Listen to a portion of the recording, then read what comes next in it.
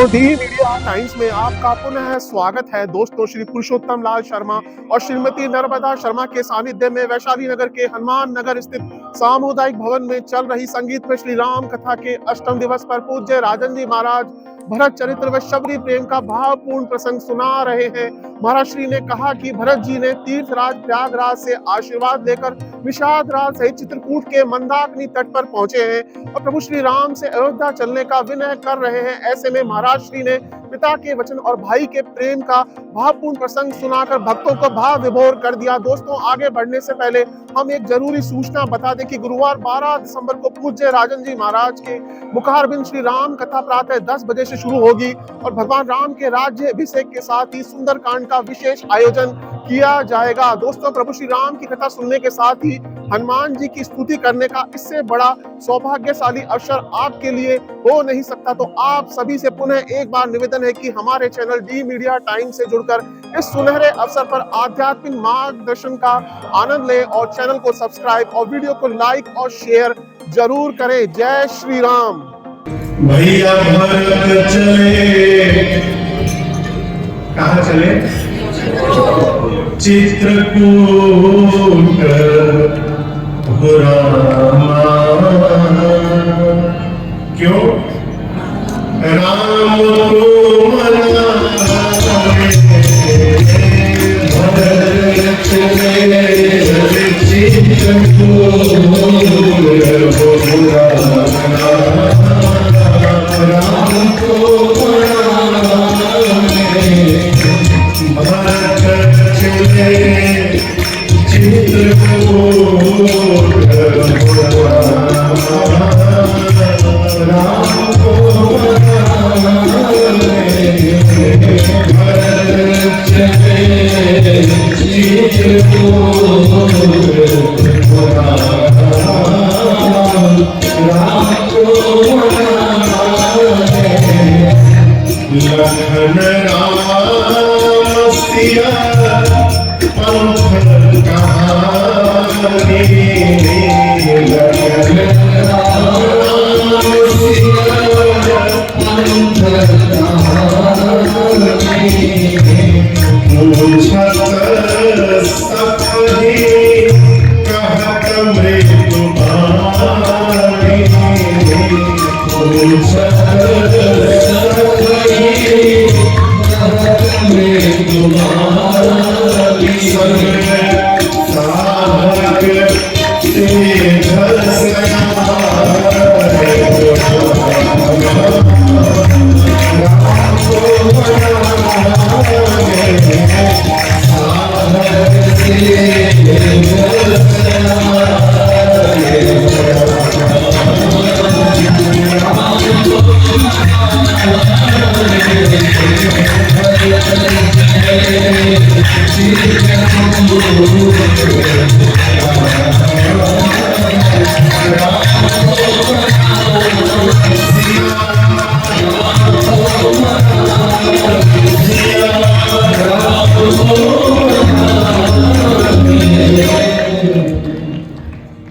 भरत भैया पूरे समाज के साथ श्रृंगवेरपुर से चले तीर्थराज प्रयाग पहुंचे।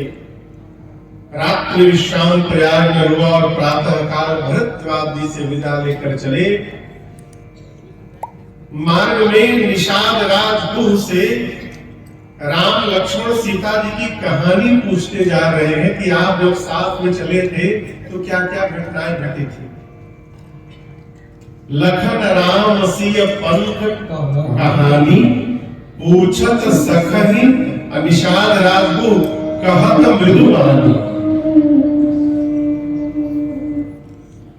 आपसे निवेदन करूं, एक राम जी भी गए थे और उसी मार्ग से भरत भैया भी जा रहे हैं, लेकिन दोनों के जाने में बड़ा अंतर है। भरत जी जब चल रहे हैं तो केवल भरत जी नहीं चल रहे हैं, उनके साथ पूरी प्रकृति चल रही है। देखिए, भगवान को यदि प्राप्त करना है तो भगवान के किसी भगत को पकड़ लीजिए बस। यदि कोई बड़ी नाव हो जिसके भीतर बहुत पावरफुल इंजन लगा हो,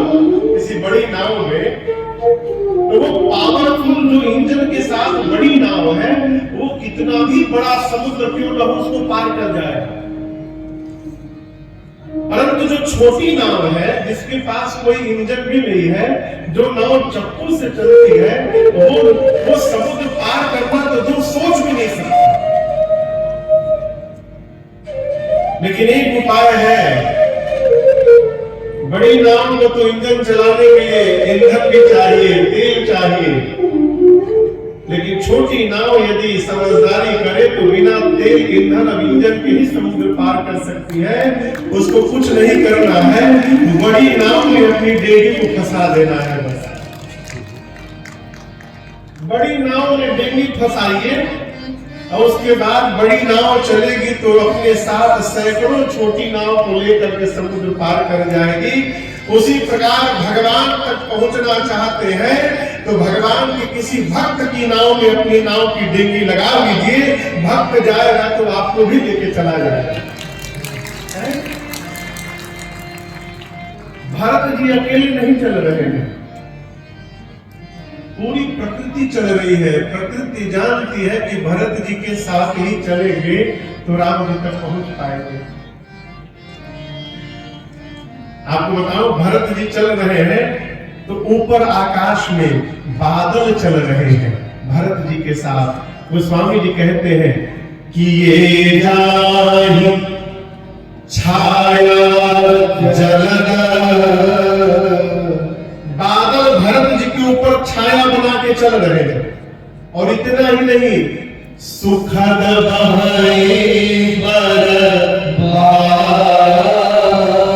शीतल मंद सुगंध हवाएं भी भरत जी के साथ चल रही है।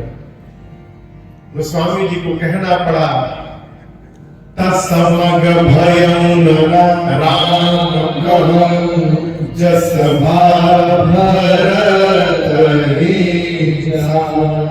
जा।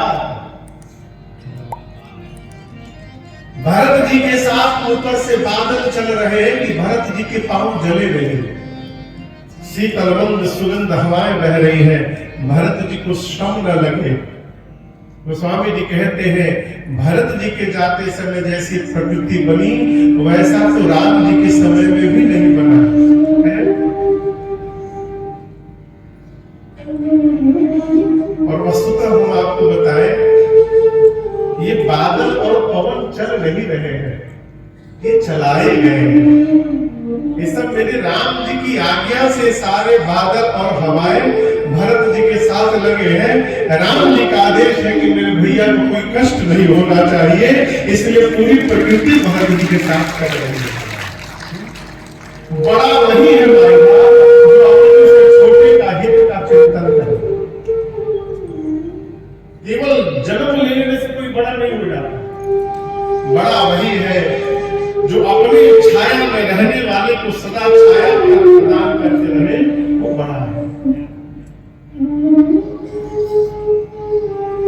राम जी कहे, गोस्वामी जी कहते हैं, किसी मार्ग से राम जी भी गए थे, तो राम जी जब गए तो मार्ग के अगल बगल के जड़ चेतन मग जीव धने, जड़ यानी पेड़ पौधे जो चल नहीं सकते, चेतन यानी पशु पक्षी मनुष्य, जीव कीट पतंग कीड़े मकोड़े, असंख्य संख्या में। क्या हुआ, राम जी जब गए तो इनमें से जिन्होंने राम जी को देखा अथवा राम जी की दृष्टि जिन पर पड़ गई, गोस्वामी जी कहते हैं, जे चितये प्रभु अजिन प्रभु हे। राम जी चल रहे तो रास्ते के पेड़ पौधे, जीव जंतु, कीड़े मकोड़े, मनुष्य, पशु पक्षी, पुष्प फल, जो जो राम जी को देख रहे हैं अथवा राम जी की जिन पर दृष्टि पड़ती गई, क्या हुआ, तेरे सब भय परम पद जो, वो सारे जीव जंतु परम पद के अधिकारी हो गए। भगवान को जिसने देख लिया अथवा जिस पर भगवान की दृष्टि पहुंच गई वो सब परम पद के अधिकारी हो गए। लेकिन गोस्वामी जी कहते इतने में मत रुकिए, उनकी दृष्टि जब भरत भैया पर पड़ी तो भारत दर्श मेरा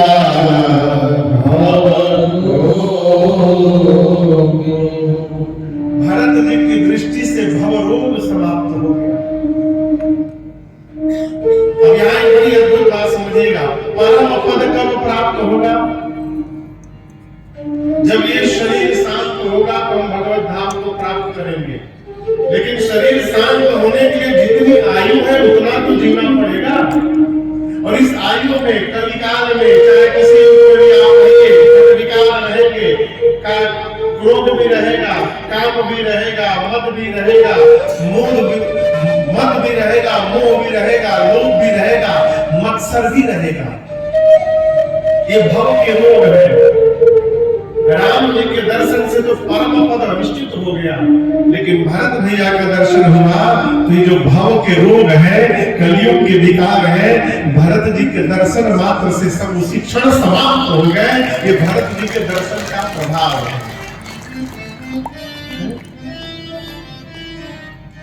वन में रहने वाले लोगों के लिए भरत भैया का दर्शन उसी प्रकार है जैसे लंका में रहने वाले को तीर्थराज प्रयाग प्राप्त हो जाए। भरत भैया चलते हैं, इससे उल्टा हो गया है। प्रेम में ये भी लटपटा गया है। भरत भैया चल रहे हैं। भरत जी के इस भाव भंगिमा दशा प्रेम समर्पण अर्पण तर्पण का दर्शन करके देवराज इंद्र डर गए। क्यों? देवराज इंद्र को लगा कि इस स्वरूप में यदि भरत जी राम जी के पास पहुंच गए तो मुझे लग रहा है कि राम जी भरत जी के प्रेम के कारण वन में रहेंगे नहीं, अयोध्या वापस लौट जाएंगे। और यदि राम जी अयोध्या वापस लौट गए तो रावण से मेरी कुर्सी कौन दिलाएगा? स्वार्थी व्यक्ति केवल अपने स्वार्थ की सोचता है। उसको हर क्षण केवल अपना लाभ दिखाई देना चाहिए। बस आपका काम बने चाहे बिगड़े। इंद्र दौड़ कर गए अपने गुरुदेव भगवान बृहस्पति के पास, और देव गुरु बृहस्पति से इंद्र ने कहा, हे गुरुदेव आप ऐसा कुछ कर दीजिए कि भरत जी और राम जी मिलने न पाए, राम जी भरत जी का भेंट न होने पाए। देव गुरु बृहस्पति मुस्कुराए, कहे इंद्र सबके पास तो दो दो नेत्र होते हैं, तुम्हारे पास तो 1000 नेत्र हैं। 1000 नेत्र होने के बाद भी अंधे बने हुए हो। एक बात जीवन में याद रखिएगा, भगवान के प्रति यदि अपराध हो जाए तो भगवान क्षमा भी कर देते हैं, लेकिन यदि भगवान के भक्त के प्रति अपराध हो जाए तो भगवान के क्रोध से कोई बचाने वाला सृष्टि में नहीं मिलेगा। सावधान। देवगुरु बृहस्पति ने कहा, इंद्र से आपको क्या लग रहा है? भरत जी राम जी से मिलने जा रहे हैं? ऐसा बिल्कुल नहीं है इंद्र। राम जी भरत जी से मिलना चाहते हैं, इसलिए भरत जी चित्रकूट की ओर जा रहे हैं। क्यों? इस संसार में भरत जी जैसा राम जी का प्रियतम कौन होगा? पूरा जगत राम राम जपता है, राम जी चित्रकूट में बैठकर दिन रात भरत भरत जपते हैं। ये भरत जी की महिमा है। भरत सरिस को राम सदेहि, भरत सरिस को राम सदेहि, जग जप राम जप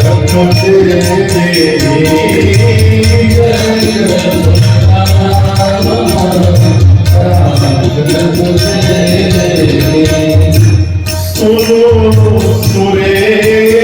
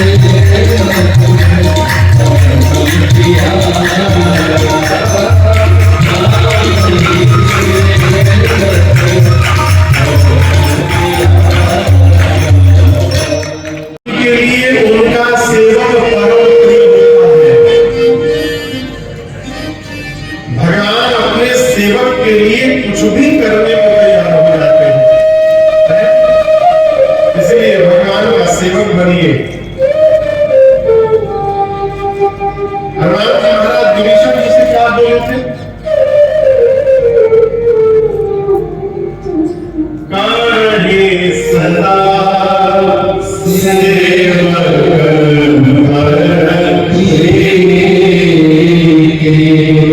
हनुमान जी विष्णु से कहते हैं कि राम जी सदैव सेवक को प्रेम करते, कर रहे सदा सेवक पर प्रीति। इसलिए भगवान की सेवा करिए। भगवान की सेवा का क्या मतलब है? अच्छा आप बताइए, आपके बेटे को यदि कोई प्रेम करे तो उस व्यक्ति के प्रति आपका कैसा भाव रहेगा? कहिए। हाँ? अच्छा भाव रहेगा। आप उससे नफरत करेंगे कि प्रेम करेंगे?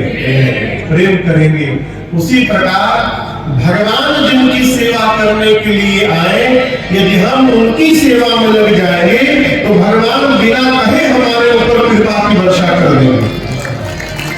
भगवान जिनकी सेवा करने आए, विप्रधेनु सुर संतहित लीन मनुज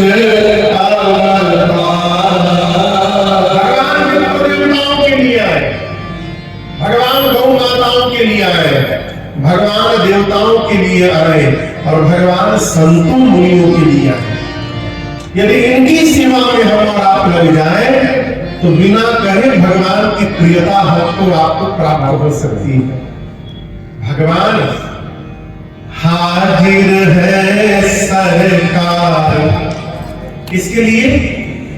जनों के लिए हाजिर है सरकार, जनों के लिए हाजिर है सरकार, जनों के लिए हाजिर है सरकार, जनों के लिए हाजिर है सरकार, जनों के लिए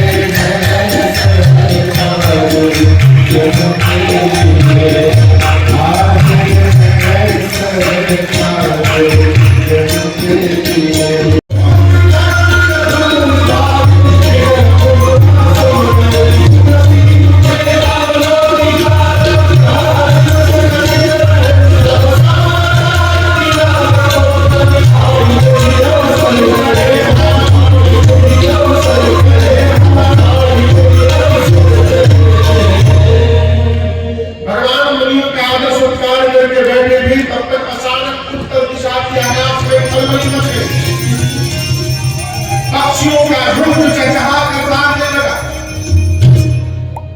भगवान व्याकुल होकर खड़े हो गए। तब तक एक कोल में आकर के राम जी को सूचना दी, प्रभु आप ही के जैसे कोई आपके और भाई है क्या? राम जी बोले हाँ है ना, मेरे भरत जी मेरे जैसे हैं। क्या हुआ? कोल ने कहा प्रभु भरत जी आ गए हैं मंदाकिनी के तट पर। गोस्वामी जी कहते हैं राम जी जब सुने ना, सुनत सुमंगल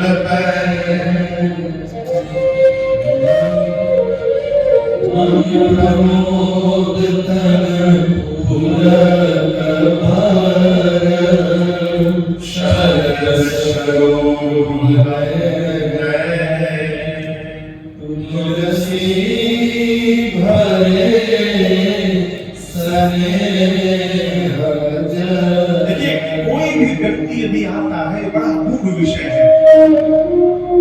कोई भी व्यक्ति कहीं जाता है तो वो बाद में जाता है, वो जो होता है वो पहले पहुंच जाता है।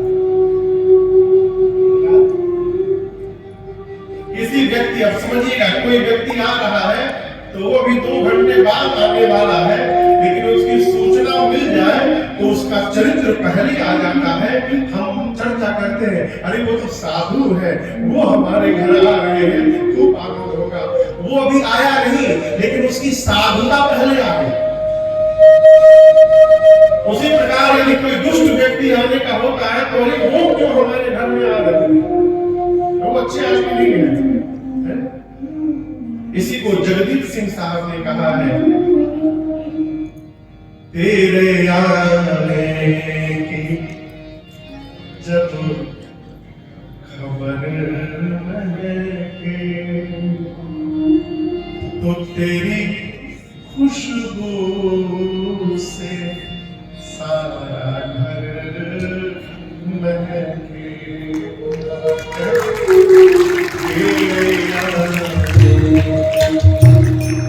जब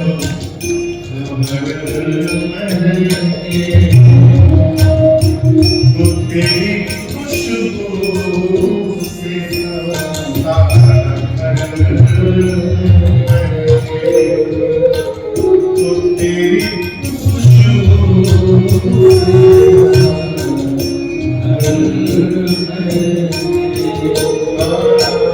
तेरी खुशबू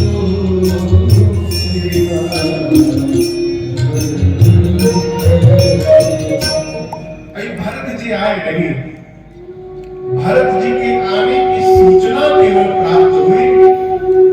गोस्वामी जी कहते हैं, सुनत सुमंगल बैर मन प्रमोद तन पुलक भर।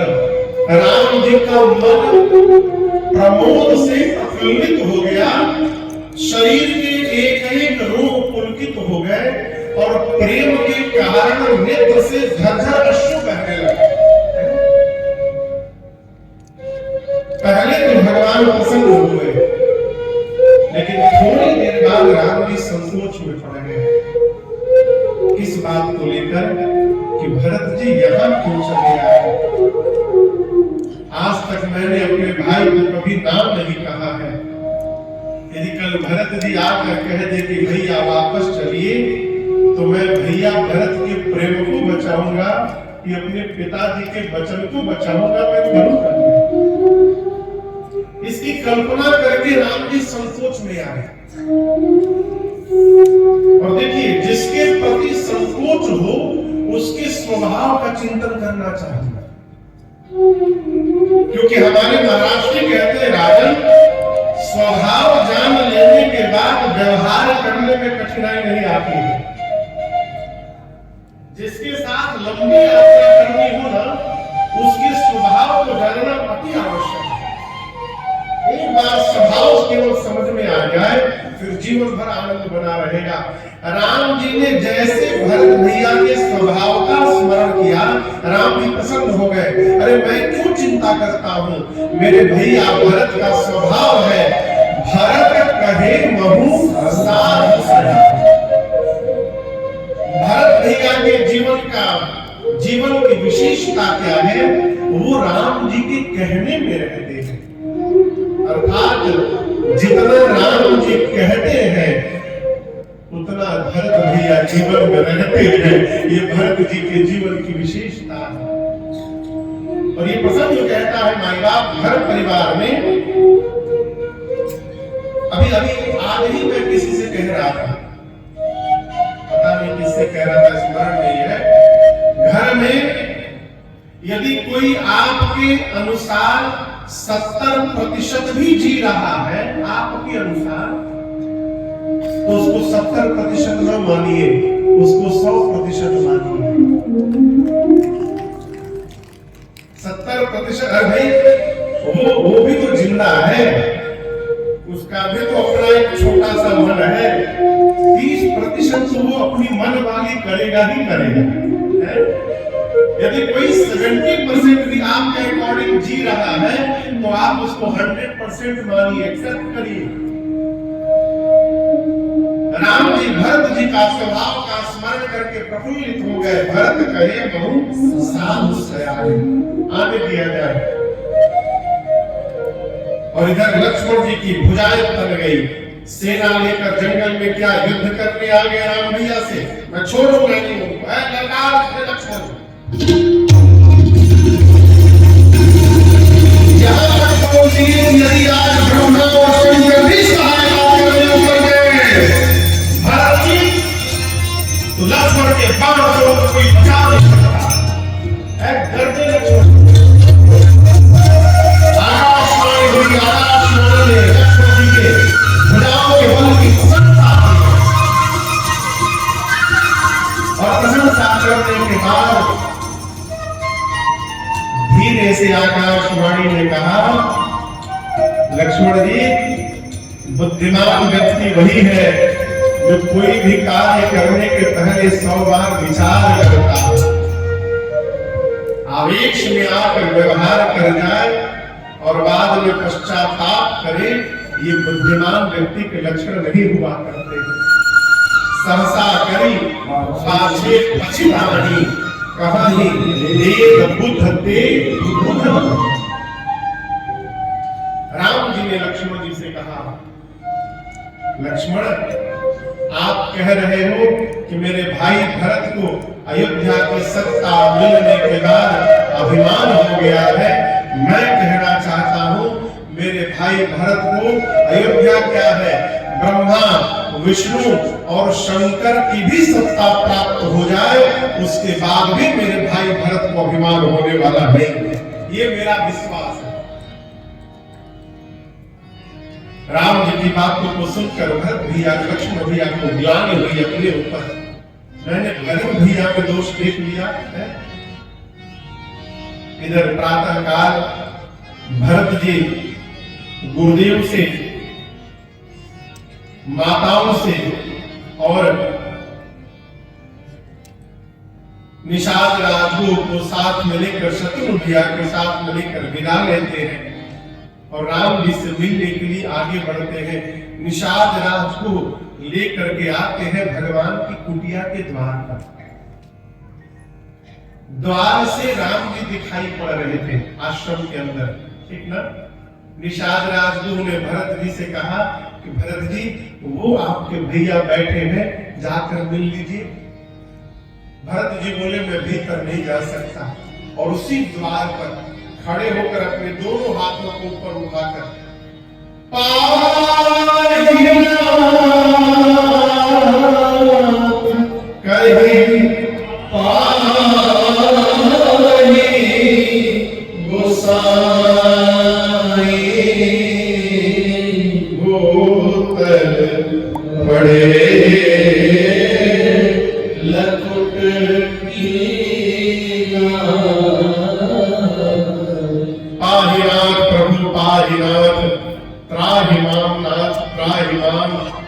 कह के भरत भैया दोनों हाथों को ऊपर उठाकर खड़े खड़े गिर पड़े।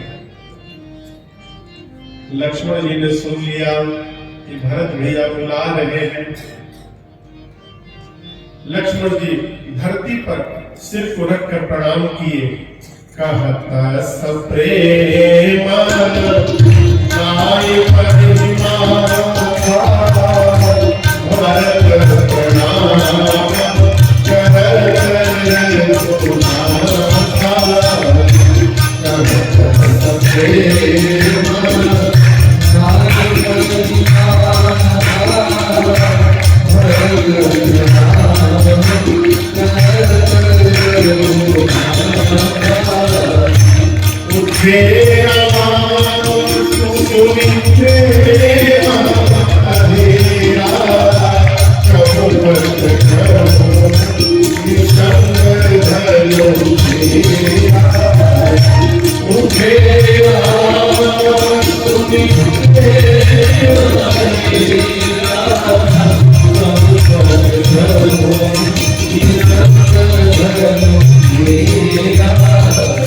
लक्ष्मण जी ने धरती पर सर रखकर प्रणाम करके राम जी से हाथ जोड़कर कहा, प्रभु भैया भरत प्रणाम करत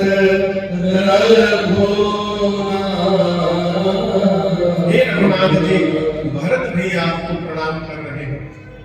राम जी सुने। गोस्वामी जी कहते, प्रभु इतने वेग से भरत भैया के पास गए कि राम जी के शरीर का पटका, एक हाथ का धनुष, एक हाथ का बाण और कमर का निशंग, ये चारों जहां लक्ष्मण जी थे वही गिर गए। क्यों गिर गए? संकेत दर्शन करिए।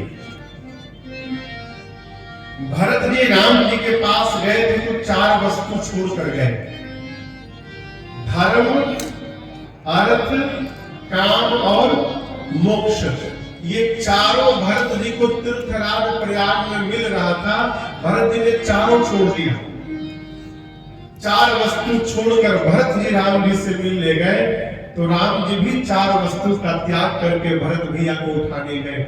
ये प्रसंग कहता है जिस भाव से हम भगवान की ओर दौड़ेंगे, भगवान भी हमको पकड़ने के लिए उसी भाव से दौड़ पड़ेंगे। तो ये प्रमाण है। पटका राम जी के शरीर से नीचे गिर गया। लक्ष्मण जी से पटके ने कहा, लक्ष्मण भैया आपको पता है हम क्यों गिर गए? राम जी जाकर भरत जी को हृदय से लगाएंगे। यदि हम शरीर पर रहते ना तो हम राम जी और भरत जी के बीच में दीवार बन जाते। जब भाई से भाई मिले तो किसी को बीच में दीवार नहीं बनना चाहिए, इसलिए हम नीचे गिर गए। राम जी दौड़ करके गए भरत भैया के पास और जाकर बाबा कहते हैं, बरबस लिए उठा। बरबस भगवान ने भरत भैया को उठाया और उरलाए कृपा